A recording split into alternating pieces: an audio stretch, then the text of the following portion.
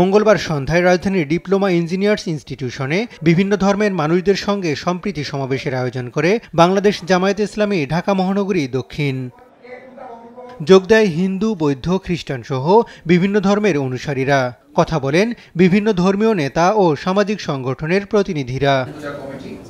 এ সময় তারা অভিযোগ করেন, স্বাধীনতার পর নানাভাবে সংখ্যালঘু সম্প্রদায়কে ব্যবহার করেছে অনেক রাজনৈতিক দল। ক্ষমতায় গিয়ে উল্টো নিপীড়ন করে ভূমি দখল করেছে পতিত স্বৈরাচার আওয়ামী সরকারের নেতারা।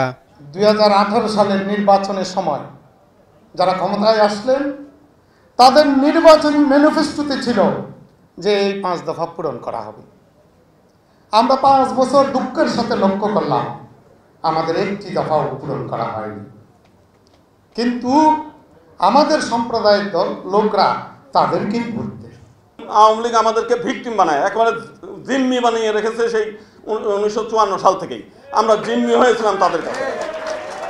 আজকে সেই জিম্মি দশা থেকে আমরা মুক্ত হয়েছি। আগামী দিনে বৈষম্যহীন বাংলাদেশ গড়তে দায়িত্বশীল ভূমিকা পালনে জামায়াতে ইসলামের প্রতি আহ্বান জানান বিভিন্ন ধর্মের নেতারা। আমি বিশ্বাস করি যে আপনার শিক্ষা, আপনার উৎসাহ, আপনার পরিচালনায় আপনার দলের সকলে সেইভাবে একটি সার্বভৌম বাংলাদেশের নেতৃত্বে পরিচালনা দেবে এবং সেইভাবে যেন একটা মাইল ফলক আমরা দেখতে পাই। বাংলাদেশ সম্প্রদায় সম্প্রীতির দেশ, এই দেশকে নিয়ে যাতে বাইরের দেশে যাতে কোনো ধরনের আমাদের জন্য যাতে অপমান না আনতে পারে, আমরা যাতে সেই কলঙ্কিত না হই, এইরকম সকলের দায়িত্ববোধে উদ্বুদ্ধ হয়ে আমরা চাই আমাদের দেশমাতৃকাকে রক্ষা করি। অনুষ্ঠানে প্রধান অতিথির বক্তব্যে জামাত আমির বলেন, কোন ধর্মের উপাসনালয়ে পাহারা দিতে হবে না, এমন সংস্কৃতি নির্মাণ করতে চায় জামাত। এজন্য অন্য ধর্মের মানুষদেরও জামাতের ব্যানারে নির্বাচনে অংশগ্রহণের প্রস্তুতি নিতে আহ্বান জানান তিনি। যদি এক জাতের ফুল কোনো জায়গায় লাগানো হয়, মানুষ বলে যে ফুল চাষ করেছে, আর যদি বিভিন্ন জাতের ফুল থাকে মানুষ বলে বাগান গড়ে তুলেছে।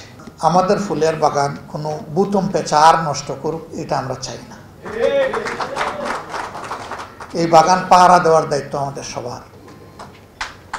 আমি জামাতে ইসলামের পক্ষ থেকে আশ্বাস নয় আহ্বান জানাচ্ছি, আসুন আগামীতে যদি পছন্দ করেন তাহলে জামাতে ইসলামের ব্যানারেই আপনারা নির্বাচনের জন্য তৈরি হন।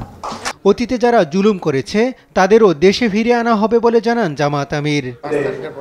হাসান আল মাহমুদ, দেশ টিভি, ঢাকা।